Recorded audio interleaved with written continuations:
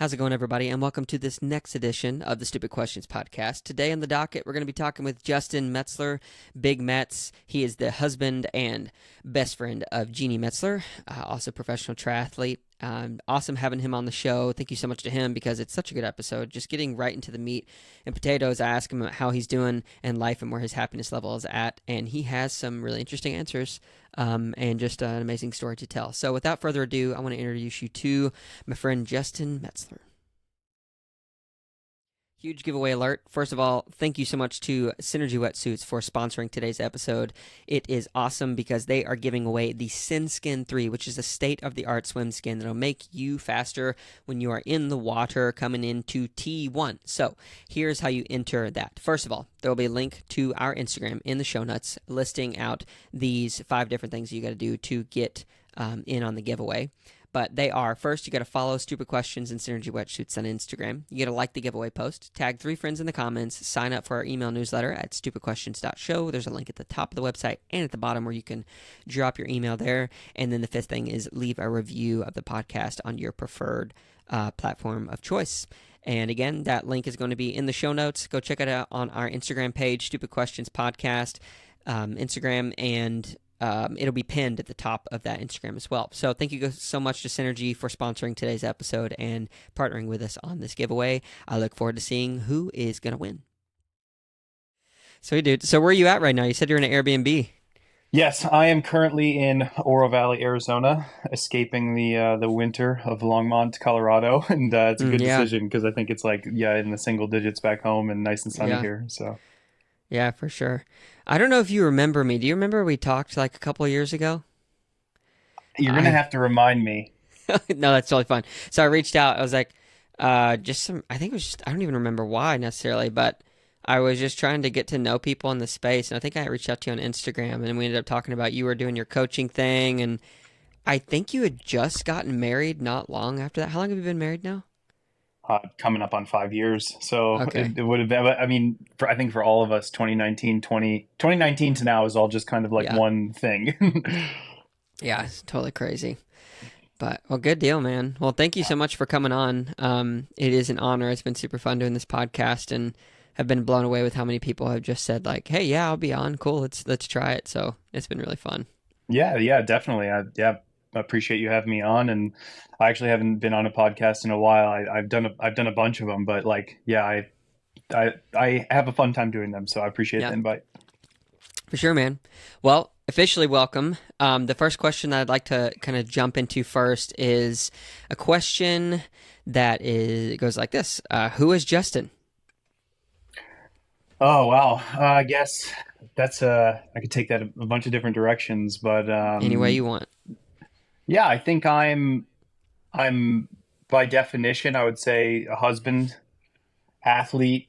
I'm a son, and you know, more in detail, I'm a passionate guy. I'm a driven person, Hmm. and I'd say I'm fun loving, and I try not to take things too seriously. Although I am, super committed to whatever I'm pursuing. So I try to really pursue things at the highest level, and I think at the end of the day, just trying to be a good person is sort of like my main core value, and try Hmm. to do right by those around me. So I don't have a huge circle, but those that I do, let in, I really try to make sure that I do right by them. And, in parallel to that, just try to really stay on my path, which has been the same for pretty much my whole life. Just Yeah. trying to get the most out of myself and extract the most out of myself mentally, physically, kind of everything.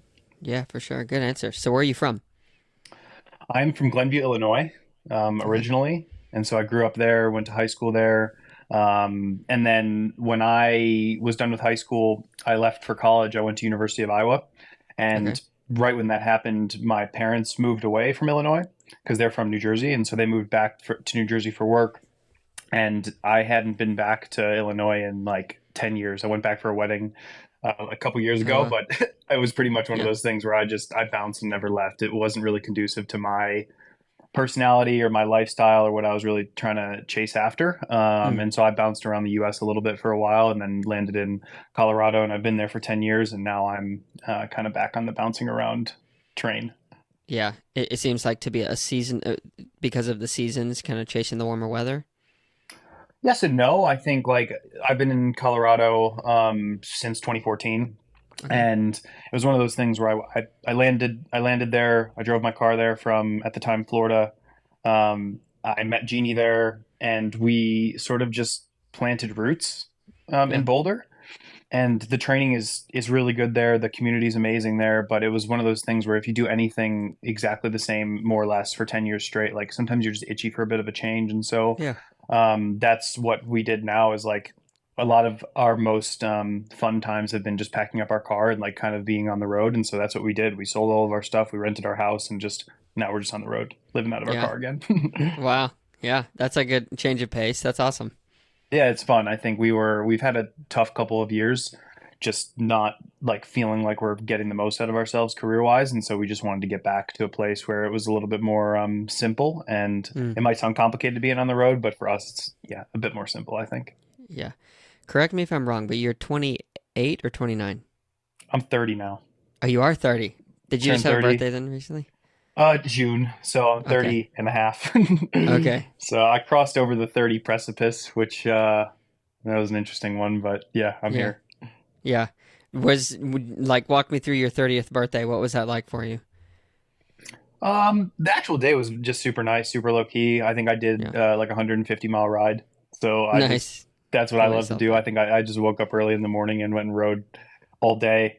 And Yeah. then I think I did a run, and then yeah, Jeannie and I made some homemade pizzas on our Oh, grill, cool. and we just spent time together and hung out. I think she let me watch like an extra hour of football that night or Oh, yeah. something. Nice. And I The yeah, wife we just affording an extra hour. totally. So yeah, I just kept it mellow, but yeah, 30 was like I don't know, you pick up your head and 10 years went by really fast. And so 30 Yeah. was kind of like that wake up call for me of like holy crap, like, life moves quick, your career Mm, moves quick. Like if you're not, especially as an athlete, like your time as a professional athlete is finite. And so like every day that you're not happy is a day that's kind of wasted in my opinion. So I think mm, like 30 was a birthday for me where it was like, okay, I got to be starting to make decisions that are really in the vein of taking advantage of however much time I've got left. And I think I have a ton of time left, but I'm probably on the back nine, as they say. yeah. um, and just starting that, but still like when you're the young guy coming up and always feeling like there's an infinite amount of time to pursue everything you want, Mm, when you kind of come to that realization of like, oh, this isn't going to last forever, I think it just the time becomes a little bit more precious. yeah. Yeah. 100%. You sound really wise. I want to like ask you some other deep philosophical questions. It sounds like you're a lot older than 30. Well, I appreciate it. I don't know. I think I've lived a lot in the years that I've been alive, which I'm like Yeah. really proud of. Yeah. Um, and being a professional athlete and having the responsibility of like carving out your own lane and carving out your own career and carving out your own um, way to earn and make a living, like those are all things that I think teach you so much about life, like Mm, whether it's sport or not sport. Like you just figure out who you are and what you're made of. And so yeah, I'm so grateful for like all the experiences that I've had on the race course and traveling and just interacting with different people and having different sort of relationships and businesses and stuff. Like yeah, it's mm. it's taught me so much. So hopefully that, or maybe I'm just a good bullshitter and I can make people think I'm smarter than I am. No, no, no, no. No, it's coming through. You said something that struck me a second ago or a few minutes ago, I guess.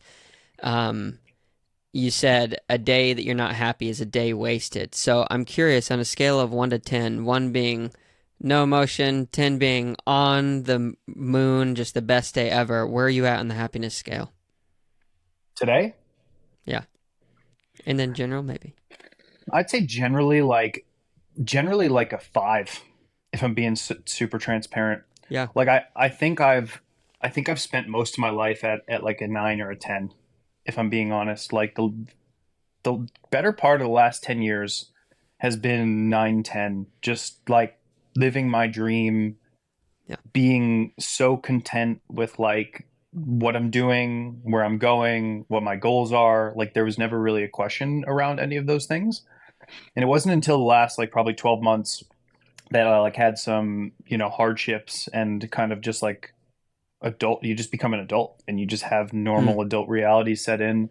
And I think some of that stuff like got me off track a little bit in terms of mm, my like what I want, where I want to go, what I want to do.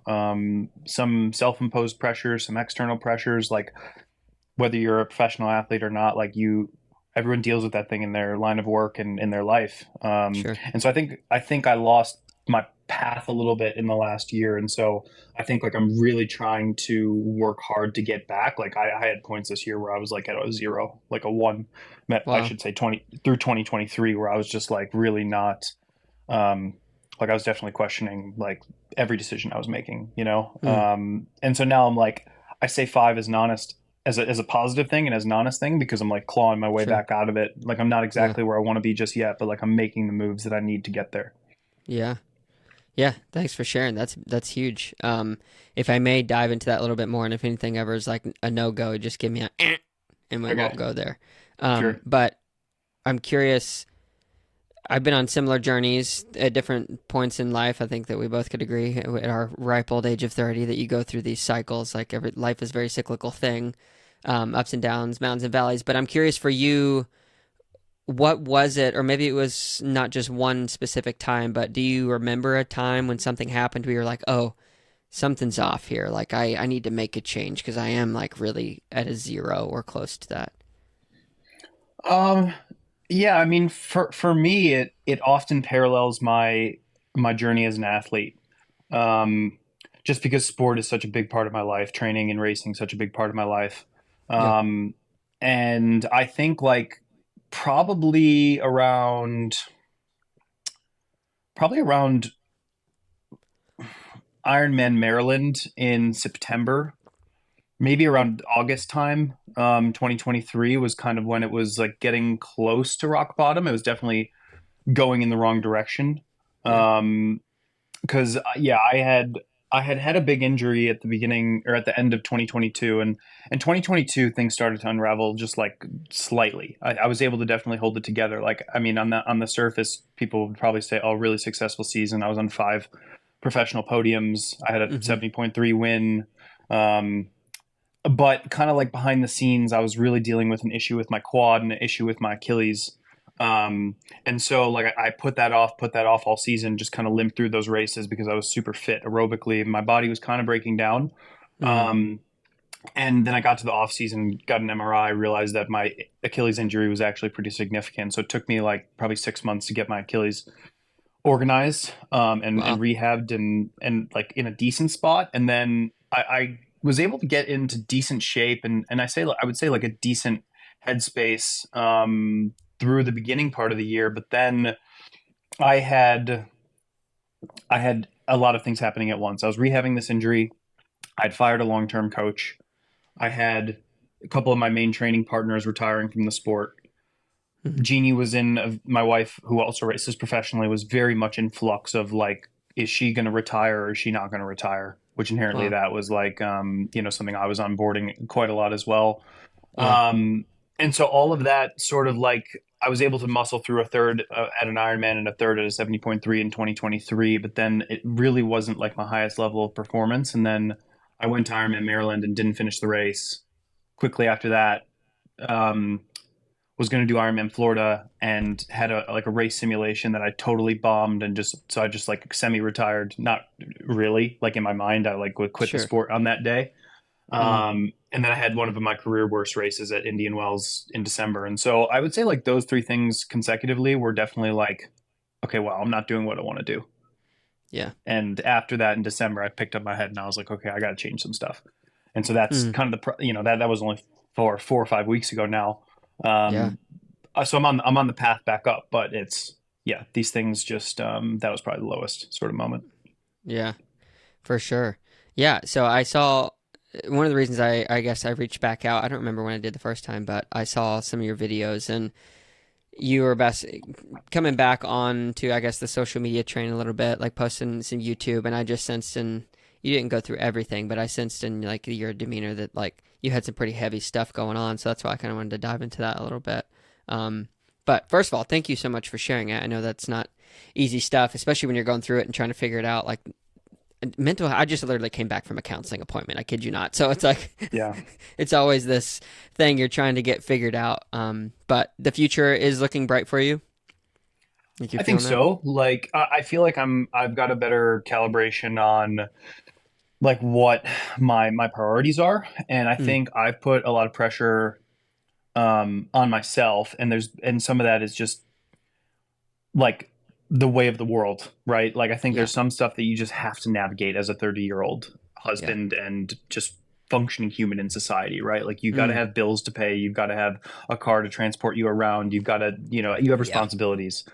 And I think yeah, like everyone has those things. And so it was just for me finding in a non-traditional career path, like finding ways to ensure that all those responsibilities are taken care of, but like but I'm also not like in exchange of that sacrificing my true north. Mm, And so this last couple weeks has been very much about like just trying to recalibrate. Okay, what really does matter? What really does it take to fulfill responsibilities? What do I want to do and what makes me happy?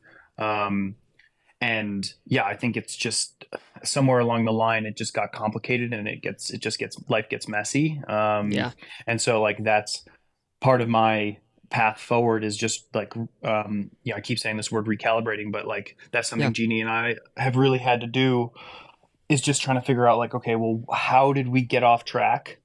Mm, What were the pressures and the expectations and that we need to manage going forward?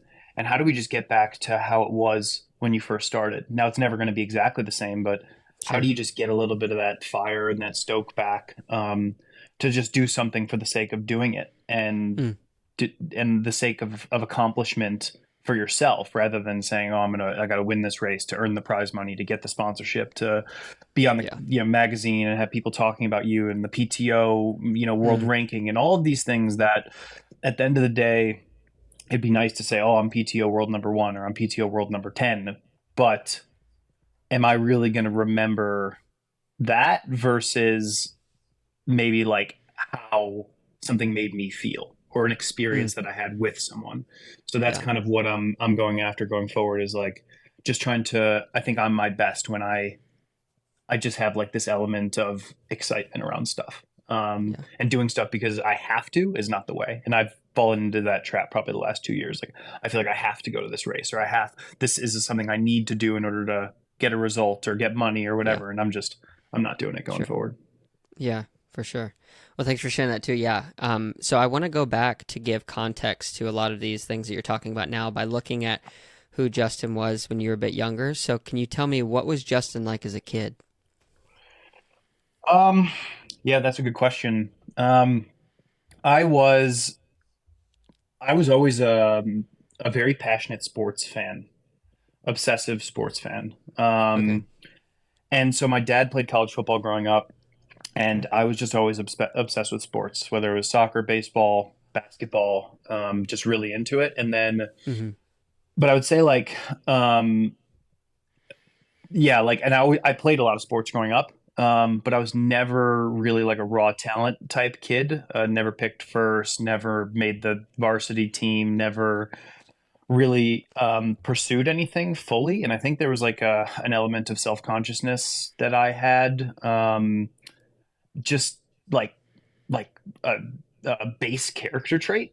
You know what I mean? Like it wasn't Sure. really necessarily like inherited by any sort of um, like interaction or any something circumstantial. I think I was just like naturally just a bit of a self-conscious person growing Mm-hmm. up, and so I never really saw anything through until I started doing triathlon.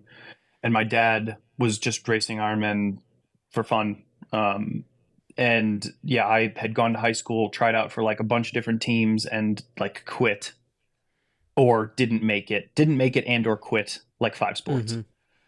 Well, Um, and so I just, yeah, like I think my freshman year of high school, I really was like kind of down in the dumps, not really knowing what to do. Obviously that transition is hard for everyone, but I didn't really have much of an identity. And then when I found triathlon, that really gave me a lot of identity. And thankfully, I found that super early. So I started racing triathlons when I was yeah, 13 years old, and was kind of training with my dad a little bit before that when I was like 12 years old. And so Yeah. immediately, like, triathlon totally changed my life and my outlook and my perspective on stuff. And like just being able to complete training with my dad and hang out with him and have this new network of people. They were all like 40 and 50-year-old age group athletes, but Yeah. there was no one Lifestyle. else in my school doing triathlon. And so like that was like my thing, and it gave me so much identity and purpose. Mm.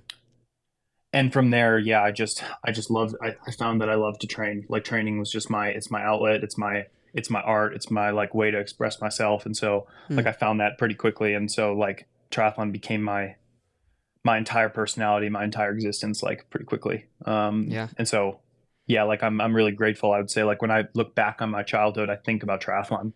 I don't really think about any of the harder moments. It was all just training and having fun training, you know. Yeah. Yeah, for sure. That's super neat. So you said your dad played college football. Was he like college football jock, like he was the man type of a deal, like he lived in those days, almost went to the NFL type of a thing? No, no, my dad and I are, I think, very similar. Like he was a D3 Division 3 college football player. He played at Hobart College in upstate New York, and Okay. like he had no money growing up, and he just got this football scholarship and went up to Hobart and like played football. And he Okay. was just like a hardworking dude who like, yeah, I mean, he's the hardest working man I know. Mm. Super hardworking guy, and so I definitely inherited that from him, and I think that's why I ended up being pretty successful in triathlon, despite not having like anything Off the shelf amazing talent. genetics. Yeah, like oh yeah, like crazy, like oh wow, this is a prodigy type thing. I think like ultimately down the line we did see that I had a lot more. I was more predisposed to be good at endurance sports than I was like a power sport. So I ended up finding the right lane, but it really just came down to me like, yeah, that's a trait that my parents both instilled in me. It was like working really hard. And so he by no means was he like an all-star athlete either. But again, like we just both love sports, and Yeah. we love being competitive, and we love challenging ourselves and pushing ourselves. And so that's kind of the main thing that I would say that I learned from him growing up. Yeah, for sure. That hard work ethic. So it sounds safe to say then that you're more like your dad? Um, that's a good question. I think that would be a good question for Jeannie because she Yeah. knows my parents really well. She knows me really well. I think I'm like a lot of kids, like a really good blend of both my parents. Yeah, my parents are actually kind of similar. Like my mom, Mm. it's I talk about my dad's work ethic, but my mom, she's a grinder. Like she's worked so hard her whole life, and they both were like corporate warriors for Mm. 40 years. My dad's still Wow. going. My mom just retired January 1st, so just a couple days ago. Um, and they're just both like they both had huge corporate jobs, like just working crazy hours, like Wow. just totally grinding it out. And so like yeah, it was one of those things where in our house like like there was no option to not work hard. That Mm. was always the easy thing, and that's Yeah. the only way we knew. um so yeah, I mean, yeah, to answer your question, I'm probably more like my dad. um Probably because I just spent a lot of time with him growing up, and when you spend a lot of time with someone, you just kind of like when you're growing up, I think you inherit a lot of their personality traits and their mannerisms and how they act and stuff. But there's a lot of stuff I got from my mom too, and Yeah. I spent a lot of time with her as well. And so yeah, that's a good question. I'll have to report back on that one. Maybe ask Yeah, them what yeah. they think. Yeah, for sure. So you said you're a brother. Are you an older brother, younger brother, or in between you? I'm older brother. I've got a younger sister, Jillian. She lives in Minneapolis, and she's just super normal. Um, she lives a normal life. She's not doing. She did some Yeah. triathlons growing up with my dad and I, but she has a job. She's got a fiance, got a bunch of animals. She bought a house, I think, at like 23. She graduated college early. Like, Oh, she's wow. definitely smarter than me, and yeah, took a lot more of a traditional path Sure. in that sense. But yeah, we're pretty close. Yeah, we check in every once in a while, but I mean, we're living such different lives, and I think we're Yeah. both so in it. It's hard to connect. But she's getting married at the end of the year, so I'll be at her wedding for sure. Nice. That's awesome. What does she do for work? She's all three of my parents, I honestly like I barely know what they do. Like their jobs are so like the corporate world, I just totally don't understand. And I've really tried to like get a good understanding of what these people do. She's Yeah. like, I think she's like a financial litigator. So Oh I wow. don't know So what that she's a lawyer. means. Is she a lawyer? She's she's not a lawyer, but she had She's on like a team that goes after that though. I don't know, something like that. So if you don't pay something, her team helps Coming you, after you. yeah, make sure the company gets what they are owed. I don't even know. Yeah. Um, I'll have to actually like sit down and really get like I need like a flow chart of how this operates next time I Yeah, see for her. sure. Yeah. Good deal. So I read that you, and you said this, you competed at your first triathlon when you were 13. So, and you won that one, didn't you? Did you win that one? No, I You definitely did. didn't win my first triathlon. No. Okay. Well, so your first triathlon, we'll just still stick with that. Compare and contrast your mindset going into that with your very first professional race, like as a professional athlete. If that's even fair to compare and contrast. I know that's probably quite a few years. Yeah, I mean, it really wasn't that much. Because I had done my first triathlon when I was 13, and then I did my first professional race at 19. So that span went by really quick. Yeah. And I would say like when you like anyone, when you do your first triathlon, it's just so you don't know what you're doing. You don't know anything. And I was I was such a fan of the sport straight away. Like I definitely came into the sport a fan and like an obsessive fan. Just and I took my outlook on triathlon kind of like you like a kid would if they were following the NBA or like the Mm-hmm. MLB or the NFL. Like I was like Craig Alexander to me was how Tom Brady is to someone else, Yeah, for or how sure. Michael Jordan is to someone else. So I was like, Sure. I already had been a bit of a student of the sport before I even had done my first triathlon. So Okay. I was just excited, and I feel like just finishing the race was like it was such a sense of accomplishment to me. And then I got into I was always really like methodical and really interested in the data and the metrics behind stuff and the physiology behind things. And Mm-hmm. I ultimately ended up studying that in school. And I just really loved. I remember like some of my first triathlons, scouring the results page and like just looking at the splits and just looking at my watch that I had and being like, oh, where could I have gotten faster and how do I Mm. get win my age group next time? And in the beginning, it was just very much trying to win my age group, 16 and 19. That was a huge deal. Yeah. And even then, it was like 16 and under. Like, how do I just try and win my age group? Yeah. And I would say the first age group race that I ever did, or the first triathlon I ever did, and the first pro race were kind of similar. But the only difference being when I did my first pro race, I had like dumb confidence. I Really. when I did my first triathlon, I was like nervous still. I was still kind of coming into that like still coming out of that self conscious phase and insecure phase. But when I got to my first triathlon, I felt pretty competent to be able to smash the thing. And looking Yeah. back, like I mean, I was USA Triathlon Rookie of the Year 2014. I mean, I don't know what like when I got into it, it was kind of like big fish small pond thing in Illinois.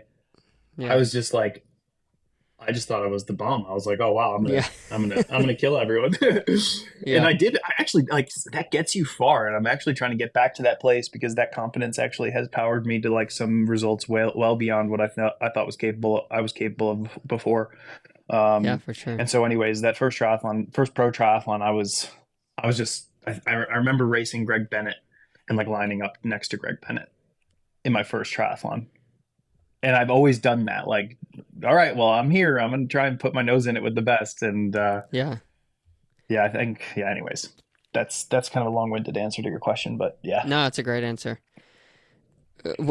So unpack for me, and I don't expect you to have like a figured out answer, but in thinking about what it means to get back to that place, to that not necessarily dumb confidence. I think it's going to be some wise confidence now because, like you said, you've experienced a lot of life. But what is it practically that one should do if they're asking for you advice to like try to get back to that place? What do you Um, think? I think it's a day-to-day practice. For me, a lot of it comes from evidence in training, and I think that's where I've gotten off track a little bit. Was I haven't been able to stack up the evidence in training that I've needed to feel confident to go perform in the race. And I think some of that is unfair because I've gotten to such a high level already that anything that I'm doing is typically compared to what my best ever was. Mm, And I was so fortunate in my career, and I have been so fortunate in my career that everything's just been so linear.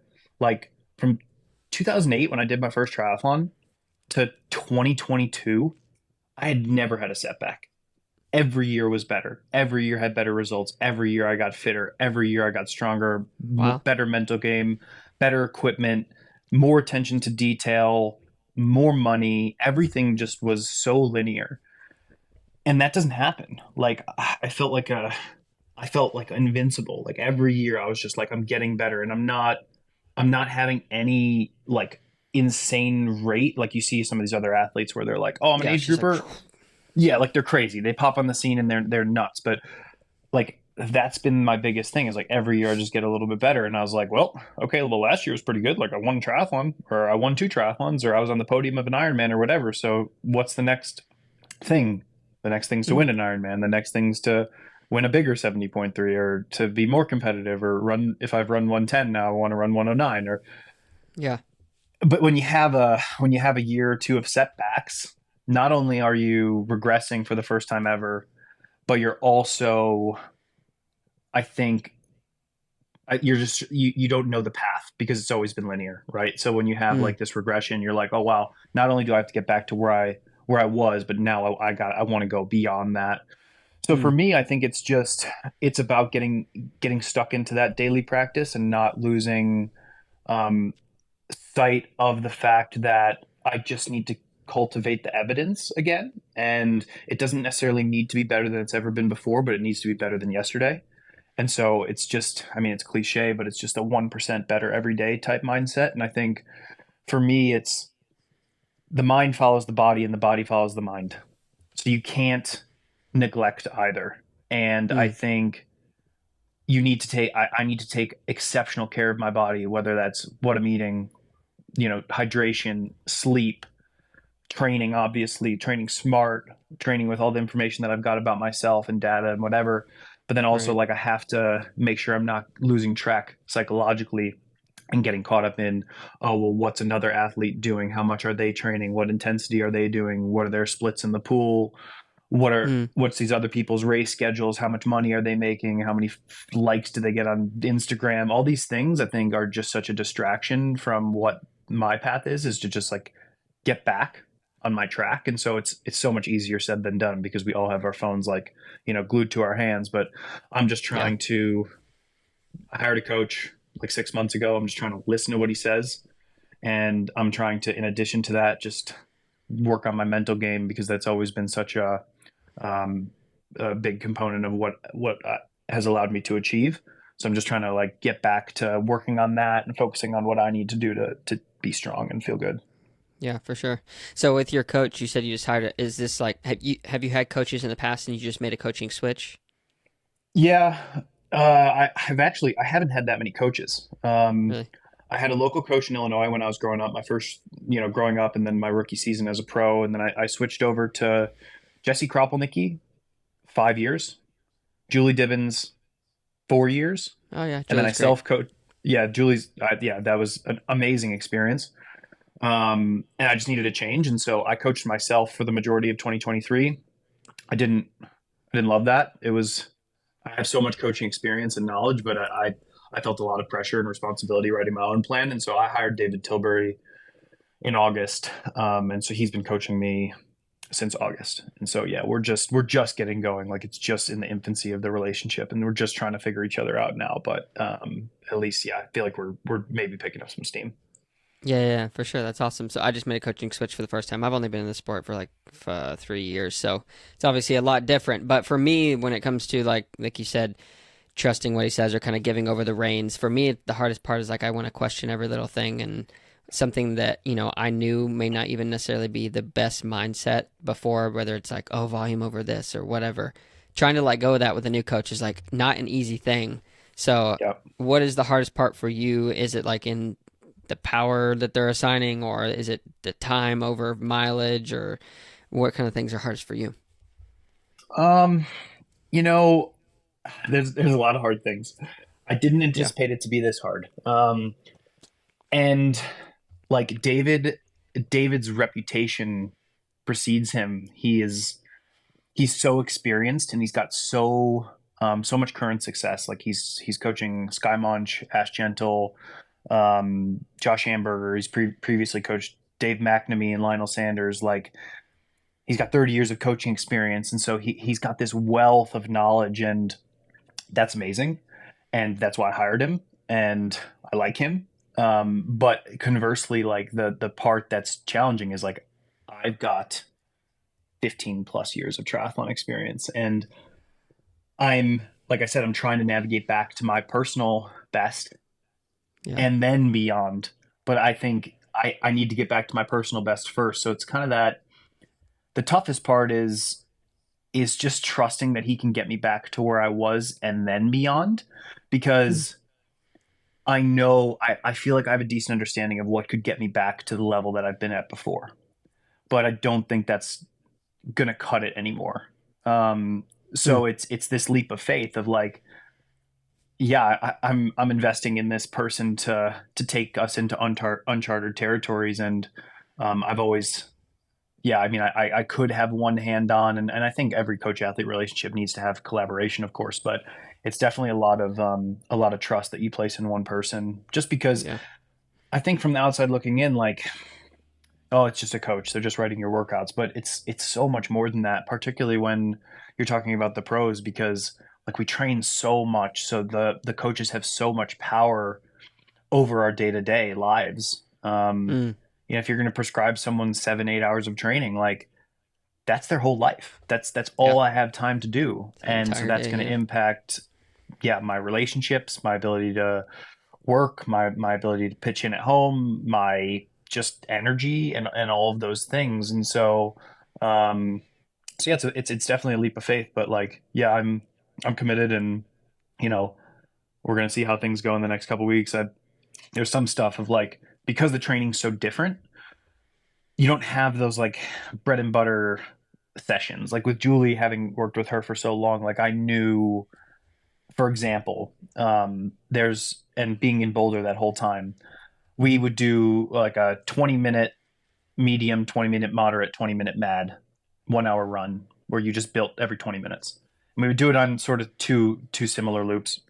And I knew if I could go run 10 and a half miles in the hour, so just under 6 minute pace in Boulder, building to like the last 20 minutes being around 5:30 per mile average. Like I was pretty much ready to run 110 in a 70.3. Like it's just easy for me to know, okay, I'm either, if I'm running Yeah. 6 minute pace at the end, I'm not ready. If I'm running 5:30 pace at the end, I'm ready. And so Yeah. I don't have that stuff in like right now. But with anything like, yeah, it's just the infancy of the relationship, like I said. So I'll have those sessions that's like, okay, I know when I'm fit, I know when I'm not. So I think that's, we just need time and data points to put that together. Yeah. Yeah. For sure. How long have you been with him now? What's his name again? I'm so sorry. David Tilbury. Devil Tour. How long have you been with him Yeah. now? 6 months, just Six coming up months. on Okay. 6 months. Yeah. Yeah. And it really takes, I mean, probably is going to take a better part of a year to really settle in to the flow of it. And there's a bunch of, I could go on forever about the plan, but yeah, there's just a bunch of Please different do. things that are like, yeah, okay.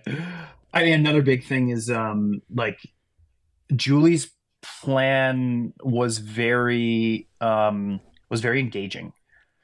Like, and it's just so interesting. Like like I said, I'm a student of the sport. I'm a fan of the sport. Like I love understanding people's thought process. I love understanding, why you would prescribe one athlete, this workout versus that workout. And Julie was like a big fan of changing stimulus. So we would very rarely repeat workouts. Hmm. Um, Maybe you would do that 20-20-20 build run like once a month or once every 2 months as like kind of a line in the sand to just check in and see if you're ready. But other than that, like we had the same weekly outline with Julie. Every week was the same in terms of structure, but then like every day was different. Like you'd have 4 minute reps one weekend and 2 minute reps the next weekend, and then 10 minute reps, and then you do a long ride with no intervals. And there's just a lot of variety, Hmm. which allowed you to stay like super mentally engaged. Whereas like David's training is you do the same sort of structure for like 3 to 5 weeks in a row. So you just repeat the same workouts every single week for five Yeah. weeks and 3 to 5 weeks in a row, and then you change. Um, so it's just unique and it's just different. And so it's taken me a little bit to just, after having been in this like kind of totally different system, just like getting my body used to that rhythm. Yeah. I feel like I'm there now where I'm like, okay, I like this. I have to do. I know how to execute this well. Like that's the benefit of something like what I'm doing now, but it definitely is an adjustment. Yeah, for sure. Super interesting stuff. I know that some of my listeners have gotten on to me about like, oh, you gotta ask more about the training stuff. So I'm happy to let you like go on. I'll go into that stuff because I know people Sure. like that. So moving on a little bit, and it's still obviously a similar vein. Oftentimes, people in triathlon, age groupers, and professionals of life, we hear people refer to this sport as like a way of life or a lifestyle. What does living the triathlon lifestyle mean to you outside of the training? Uh, yeah, good question. For me, my life is a triathlon lifestyle, just by way of like my wife's on a parallel track. We're both professional triathletes. Yeah, like for those that don't know, like my wife Jeannie was second in the world, 70.3 worlds, 2021. Hmm. She's probably won 20 70.3s, and yeah, I've been on the podium of probably 40 total. So she's an incredible athlete as well. And for us, like our life is pretty revolved around training, eating, sleeping. Yeah. Um, so yeah, I mean, for us, like we don't really know any other way. I mean, we for 360 days of the year, we wake up in the morning, we train all day, we meet up in the evening for dinner, we walk our dog around the block twice, and we go to Mm. bed. That's our life. So that's our triathlon life. And I would say like one thing, like there's positives and negatives to it for sure. Like at times it can be really all consuming and really intense. And I think for Jeannie, she's struggled quite a lot with that for longer. Just not having that relief. And so she's Mm. had to find ways to find that space to just disconnect from the sport a little bit more. Whether that was part of the reason why we got a dog in the first place. She has volunteered at a horse farm. She's, Oh, that's cool. has friends outside of the sport, and so she really needs kind of that disconnect. And for me, I always felt like I could eat, sleep, and like just breathe it at all times. And The it wasn't obsessive of really until, sports guy. yeah, just a sports guy, right? And it wasn't until the last couple of years where I was kind of like, oh man, like, and maybe it was her influence a little bit, being like, oh wow, like Hmm. that does seem a little bit refreshing, or maybe it's just time. When you do something for 15 years, you just need a little bit of that reprieve as well. So, um, yeah, like I think inherently, yeah, just naturally, we've tried to carve out a little bit more time to just step back and not have it be on the forefront. And it might Yeah. even just be something small, like if we've got a window in the day to sit on the couch and watch something, we're probably not going to flick on like you know Sam Long or Lionel's YouTube or Yeah. Eric Do and pros Paula. do that? Like, Do they go and watch those kind of videos frequently, you think? um, I don't watch a ton. There's a few I like watching Lionel's videos. That's and maybe some stuff on Christian and Gustav, just because you want an idea of maybe what those guys are Yeah. up to. But other than that, I really don't consume anyone's content. A lot of the content that I'm consuming might be sports related. Like again, I'm a sports freak, Football. so like I love watching football in the evening. I love watching basketball. I love watching, like I'm kind of into food and cooking and coffee, and so like I love watching barista videos, or like Oh, a, that's a sweet. Yeah. like a cooking video on how someone makes a dish, or um, we've recently got into like survival camping, because that's Oh, something sweet. we're just interested in, and so we'll watch like Yeah. endless hours of like these survival camping videos. And that's just I think it's like just carving out those little pockets, because you're gonna have, like, again, like I said, if I'm training 30 35 hours a week, like it's a lot of triathlon time, and Hmm. we download with each other too. How was your ride? How was the run? What were your splits? How'd you feel? how'd you sleep, Mm, how's your hunger levels, all we're always just checking in with each other, so that's going sure. to be triathlon related as well, just because we're looking out for one another. And yeah, we just try to carve out those little pockets of like, yeah, just taking a step back. Yeah, for sure. Would you consider those times like, do you set aside time to like, oh, we're gonna go date, we're gonna go on a date, we're gonna dress up nice, go do this, or like you said, walking a dog? Like, are those the kind of things that you're talking about? Yeah, I mean, we will do like a date night every once in a while. I think that's important for like all married couples to do, and I think we Sure. could definitely do better at that. Like we actually have one scheduled for Friday, so we got to put it on the books to try and keep ourselves accountable. Yeah. Um, I think for us, it's again, it's a little bit more about like what I referenced early. It's just that daily habit and that daily practice. So Yeah. like when we can, we just try to take the dog for 15-20 minute walk, just the three of us, me, Jeannie, and the dog. Like if we can do it in the morning, total bonus. But we try to make it a habit of like most evenings, we just try to go and we go out Yeah. there and we try to just yeah enjoy the sunset or whatever it might be and just spend time with one another and have that be kind of like our okay the day's done reset type time. Mm. Mm-hmm. And I would say that's probably our most valuable time together. And we used to do it more frequently. We would try to carve out like one coffee shop date a week. That was something we always have done through the majority of our relationship. And then coffee just got expensive, and I bought an espresso Yeah. machine. For real.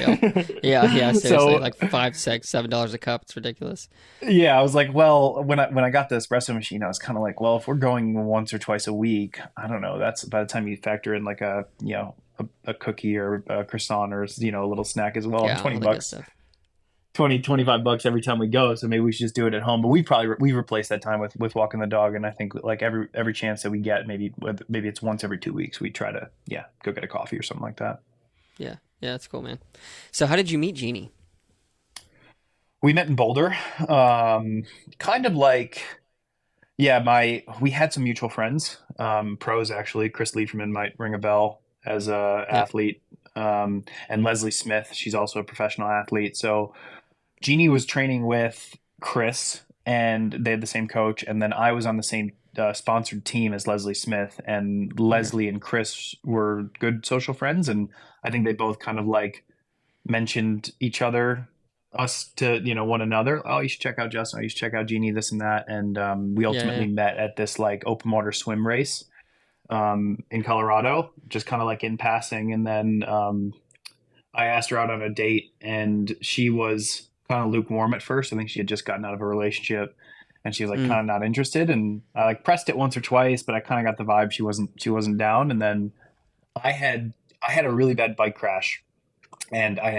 had broken my ribs and like separated my shoulder. But Ouch.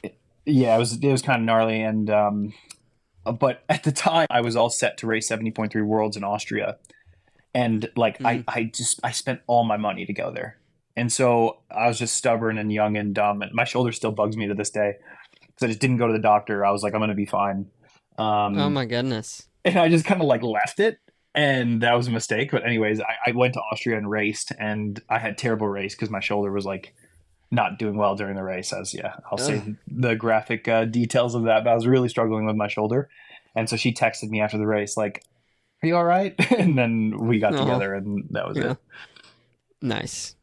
I was gonna say, did you flex for her? But your shoulder probably couldn't even stay in socket. It sounds I like know, yeah, it was a tragedy, but yeah, yeah, I recovered from that, and then we've been pretty side by side ever since. Like we moved in together pretty early on, and yeah, just been like I said, kind of on the parallel track and growing up together, and yeah, we met when I was uh, what would it have been? It would have been 20. I was 21.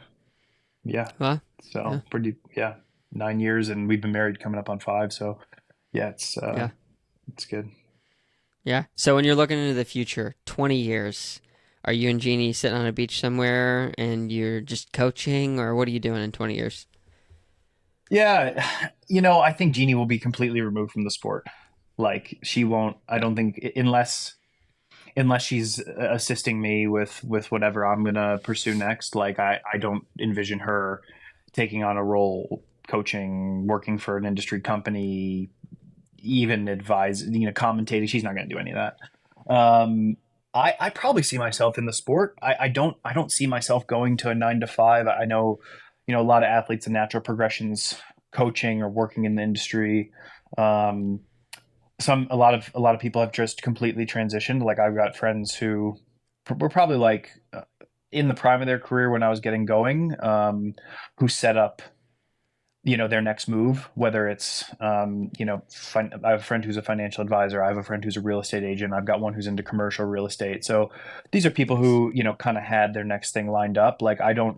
I don't have anything like that, right, at least right now. Like I'd like to have another 8 to 10 years of professional racing before I move on.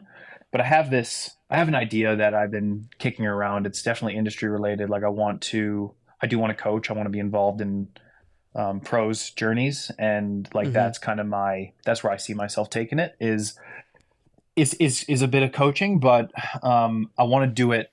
I want to do it differently than it's been done before. Take elements from what I learned with the JD crew training in that group environment, what I've learned from remote coaches like Jesse and David, and having coached remote athletes, age group athletes, and I've coached a handful of pros as well. Sure. Take all that knowledge and kind of put it into something like really developed and really organized, and help athletes like myself, because I think I could have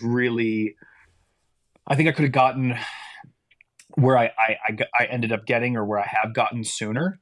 And that would have Hmm. allowed me potentially now to even have a better platform in what should be the prime of my career, like really kind of hitting it. I think there's just some basics that were missed for me along the way that it would have been easier had I had that information when I was 19, rather than trying to backpedal and fix it now that I'm 30, you know? Yeah. Like mindset things or like training regimen or just understanding, oh, I need some recovery in here. I think everything, Like what can, every category, I think could have been, you don't know until you know, and you sure. only learn it through failure, and you only learn it through experience. So I would love to say, hey, like I probably underfueled, for example, my workouts for 9 years, 10 years. Yeah. Don't do that. Here's how to do it. Yeah. Here's the best way to do it. Yeah. I probably underslept for 10 years. Here's how Yeah. much you need to sleep. And some of that's just an evolution of the technology, an evolution of what people pay attention to. Like Yeah. in Data. 2010, people weren't wearing Oura rings. People weren't wearing Whoops to tell them how much they were sleeping, and they weren't incentivized to sleep more. You just kind of went to bed and said, "Oh, well, I got in the bed at 10. I woke up at 7. And I slept 9 hours." Like you're not Yeah. analyzing the quality of your sleep, and trying Hmm. to really, have that as a positive. I don't think people were paying attention to how many grams of carbs they're consuming per hour back then. It Yeah. wasn't really much of a Yeah. discussion. Yeah. Um, so maybe some of that stuff's going to just be basic for if you're 19 years old coming up now. Like maybe that's just in your face, and so you're going Yeah. to inherently be better at it. But if there is stuff that's like, hey, I overlooked that and I'm paying for it now. Here, like, just do this. Yeah. Yeah, for sure. No, I think there's still a need for it for sure. Especially, I mean, it's amazing. So I got to interview Mark Allen and Scott Tinley, and just hearing some of their stories of the things that they went through and tested and failed to, so that we could kind of stand on their shoulders as well. Like Scott told me this crazy story where he went to one of these first Ironman events, and this guy took a glass jar of peanut butter and wired it to his handlebars. I don't know if you heard that story. And he said he was just I eating it, and he's haven't. like, "Oh, this guy's brilliant." Yeah, I mean, calories are calories, I guess, at the end of the day. Yeah, yeah, you're like totally stopped up. It's wild, but yeah, I think it'll continue to evolve. It always amazes me looking at any sport as it comes up in its age. Obviously, the level of competition gets greater, but the amount of technology and awareness of all of the different things that the variables that go into like a good performance is pretty staggering, Yeah. almost overwhelming, if I even could say that. Yeah, No, it very much is. And even when you think you're on the forefront of stuff, there's always someone who's doing it better, faster, smarter, more organized. yeah, And yeah, I mean, Jeannie and I have really, I think we struggled a little bit with that. And I kind of noticed this. It was funny. Like, I felt like I was, especially in the JD crew, like, you had and I can only speak for my experience with that, but I was I was an athlete myself, and yeah, my like one of my closest friends and mentors was Tim O'Donnell, and Julie was our nice, coach, and I spent so much time with Tim, and there was some stuff that was just like he was just doing it old school, you know. Um, Mm-hmm. and I always just gave him crap for it. Like, for example, like I was training on tubeless tires like right when they came out, you know, Yeah. and Tim would like refuse to get off his like 25 clinchers, and he just didn't understand why. He just didn't have there was no reason for him to change. It had worked for 15 years or 20 years, however long he had been doing triathlon. He's like, I'm just gonna do, like, why would I change? And I feel like now, having trained with a couple of the younger guys coming to into Boulder at, a couple months ago when I was still there, like, you see these guys and they're doing some new stuff that's like, you don't even, like, I'm like, what are you wasting your time with that for? But maybe that is the next thing, you know? Yeah, yeah, yeah. And so Do you it's have an just example? I'm interesting. curious. I need to think of a specific example. I don't have one off the top of my head that's like, I need to think about it. Yeah, I need to think about that one. That's all good. No worries. Yeah. So I want to switch gears then just a little bit. So when I first started following you, I believe it was kind of when I got into the stuff, but it was like 2020. I was signed up for my first race, and then obviously it got canceled because of COVID and all that stuff. So I was scouring YouTube for anything to watch while you're on the trainer or doing stuff. Came across your stuff, and it was around, I think it was in 2020 when races weren't happening, that waterfall racing, waterfall bank kind of came to be. And I had my own kind of like thoughts of like what it was and how it came about, but I know that you are a part of waterfall racing still, correct? That's Or are you not? actually incorrect. I was let go of the Okay. team in the new year. Um, Oh, we really? can, yeah, we can talk more about that if you'd like. We haven't chatted about. I haven't really been super public um, about it because I was, Sure. yeah, still hopeful that there would maybe be an avenue to continue working with the team. Yeah. If you Yeah. have any follow up question, I mean, I'm happy to go there further, but it's we don't have a official relationship as of Yeah. January 1st, Well, 24. first of all, I was rejected from Everyman Jack this year, so I understand the rejection a little bit, so I can Yeah, sympathize. sure.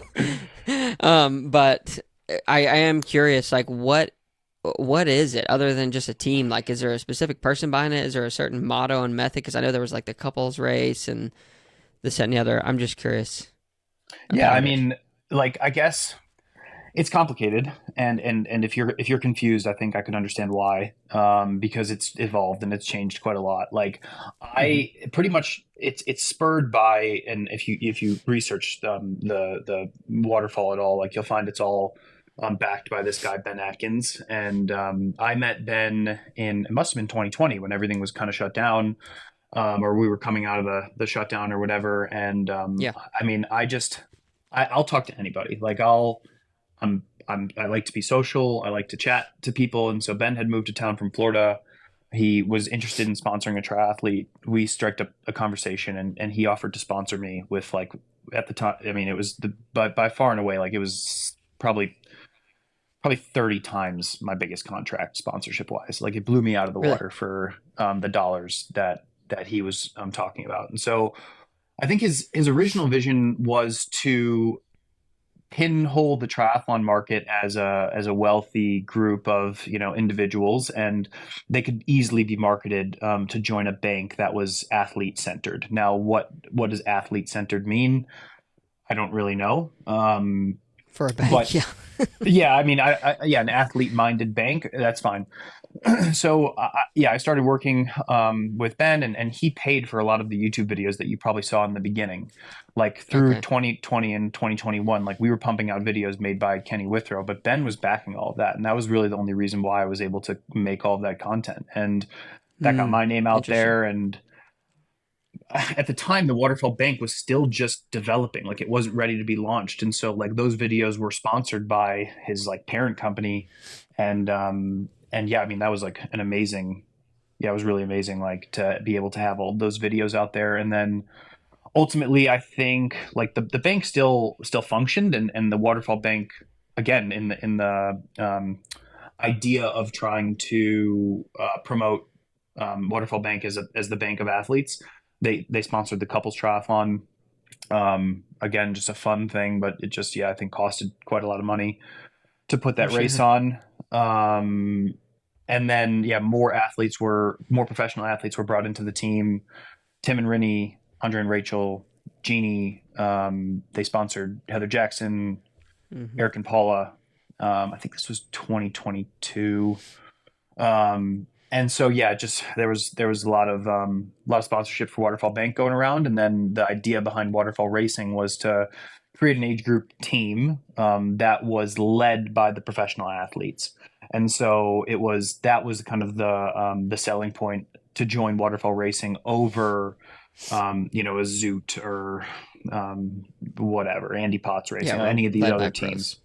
Yeah, like that it was that you'd have this kind of like interaction with the pros at the races on social media, and you'd be kind of the tagline was one finish line, whereas in triathlon we all have this singular finish line, whether you're going 17 hours or 8 hours.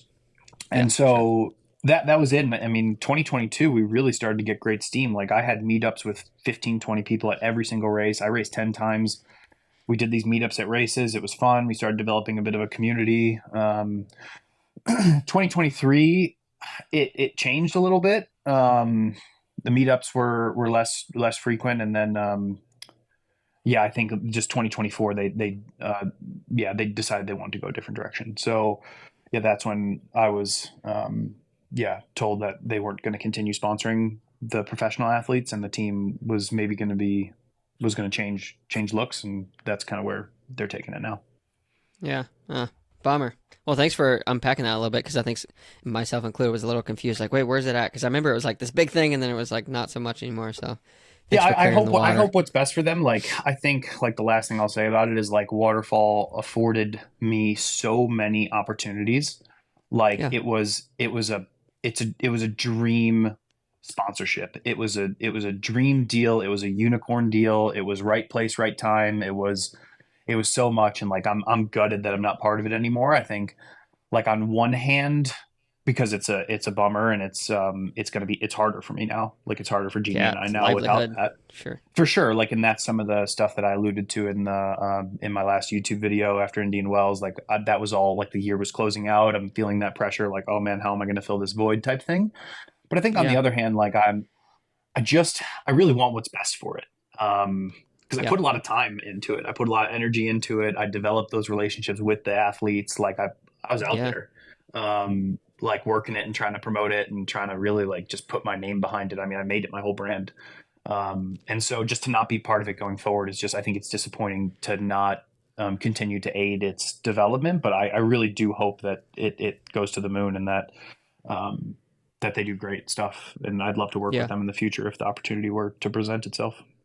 Yeah. For sure. Well, thanks for sharing that. That's interesting.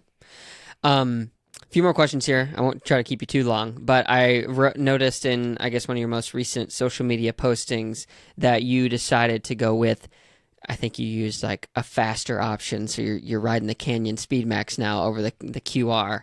Um, Tell me a little bit about that. If like you moved to them recently, so what all goes into a professional triathlete's making a change when it comes to a bike? What are all of those deciding factors, and like what was your experience? Yeah, sure. I don't want to get in trouble, so I don't think I ever use the word faster. I wouldn't necessarily say that it's quicker because I don't have any empirical data to say that the Canyon is faster than the Quintana Roo. Now, what I will say is I was sponsored by Quintana Roo 2020 through 2023, so four seasons. Um, I was on three different iterations of their time trial bike. So over the course of 4 years, they changed the time trial bike three times. Hmm. And I mean, I had fast splits on that thing. Like I was first off the bike at Ironman Lake Placid. I was first off the bike at 70.3 Oregon, where I won. Like the bike's quick. I mean, I Hmm. think the differences between time trial frames is over exaggerated. So people think, oh, there's a massive difference between a Quintana Roo and a Canyon or a Trek or whatever. I think the biggest thing, and having been to the wind tunnel twice myself, having worked with the best fitters in the world, it's really the position that you can achieve on the bike. And professional positions get pretty extreme because like we train our bodies and we adapt our bodies to be super flexible, super aerodynamic and stuff. And ultimately, like bike fit is an evolution. It's something that is, in my opinion, is constantly changing. Like anything, you're trying to find the next edge. You're trying to find the next level of power production, the next level of aerodynamics, the next level of comfort, the next level of integrated hydration and ease for long course triathlons. And in the end, with Quintana Roo, I started to struggle a little bit with the fit and the length of the bike, and that's a very unique problem to me because I'm so big and tall and like lanky Yeah. and long that my fit is just weird, and I was having to make some like kind of awkward adjustments on the bike in order to feel like I was in the most optimal position for myself. Sure. um and so yeah, Quintana Roo, they just they wanted to go a different direction with their marketing. And a lot of their marketing in the past has been very US centric. And in order for any business to grow, you need to expand to different markets. And so um, they're going to expand to different markets, and that requires different marketing strategy. So I didn't fault them Yeah. at all for wanting to do things differently. And I think for us, for both Jeannie and I, it made sense now to kind of just sort of streamline our sponsorship a little bit and just have no stone unturned, when it came to no question marks in the back of your head, like, is the fit impacting me, is there something kind of funky going on, Yeah. am I making a concession? And I think for us it's kind of just a return back to what I said the mission is. The mission's not to necessarily like get an extra, dollar value at the end of the year. Like, I don't care. And Yeah. we looked at each other and we said we'd rather be broken in debt but happy and racing to our potential. And Yeah. if we're racing to our potential, historically, if you look at our results, we'll make enough money to survive. And so, Yeah. I mean, yeah, like for us, it was just a matter of like, hey, look, I've got an opportunity to buy a Canyon. There's a guy selling one on Craigslist in Denver. I feel like the universe is speaking to me to Yeah. jump on this. And our agent actually had like a couple other bike companies interested in what we do and what we provide from a marketing perspective. And again, I had questions around like, am I gonna fit? Am Can I it gonna fit fit on the you? bike? Yeah. And I haven't really been on a bike that I'm like, this bike definitely fits me almost ever. And so I'm like, well, if I am on the back nine and every day is important here, Yeah. What do you do? yeah, I mean, what do? You go down the street, you buy the Canyon, you set it up perfectly. And so Yeah. now I'm on the Canyon, and um, sweet. Yeah. What's Jeannie gonna be doing? Do you know? Are you allowed to say? Is that Yeah, still no, in the I can works? say she bought a Trek. So Okay. she just same thing. Like a buddy of mine was retiring, and I mean, she just bought a secondhand Trek. She just bought the frame, and like we're fortunate that we still have sponsorship with Envy, stages for Yeah. power meters, and Shimano for components. So like it wasn't as costly as it could have been if you were trying to buy full bikes. We just both had to get frames, and then we were sorted out. But and we don't have any question marks around the performance of yeah, an Envy wheel or something like that. So Yeah.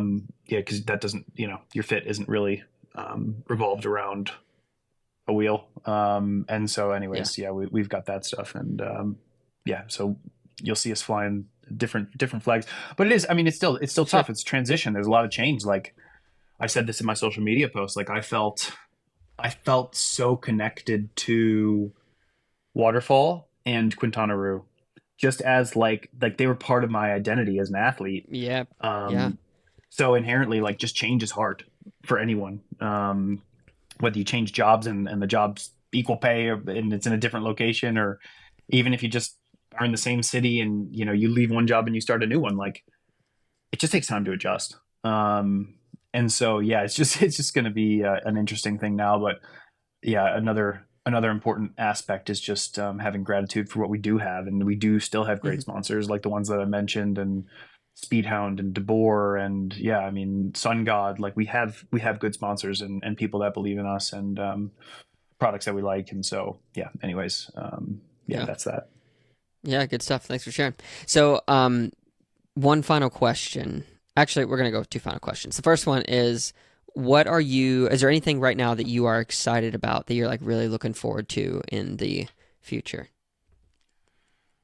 Um, yeah, I'm really excited about what we're doing, what Jeannie and I are doing, and like you can tune into my last YouTube video. I titled it kind of like funny. I said, "Did we move to Arizona?" And Yeah, the answer is no. But the first question you asked, I think, is where am I? And I said I'm in Oro Valley, but we haven't moved here. And what we're doing this year is we felt a bit stale in Longmont. We love Colorado, and we have never expanded our horizons beyond that. We've always just had our head down and just said we're going to just plug away, plug away, plug away. And some of that was forced in the sense of like I was coached by Julie, she was in Boulder, I needed to be in Boulder. That was that. But now we're coached by a coach in Finland, yeah, and it doesn't matter like where we are physically. So we're trying to sure. do what's best for our career, what's best for our bodies. So we're going to try Arizona. We're going to go spend time in St. George. That we've done that before and we really like it. We're going to go back to Boulder. We're going to spend some time back there. We're going to spend some time in probably Bend. We're going to spend some time in Stellenbosch in South Africa. Oh, Where cool. yeah, because Jeannie's from South Africa, and we've always Yeah, wanted to spend some time there. And so we're gonna travel. We're gonna train hard.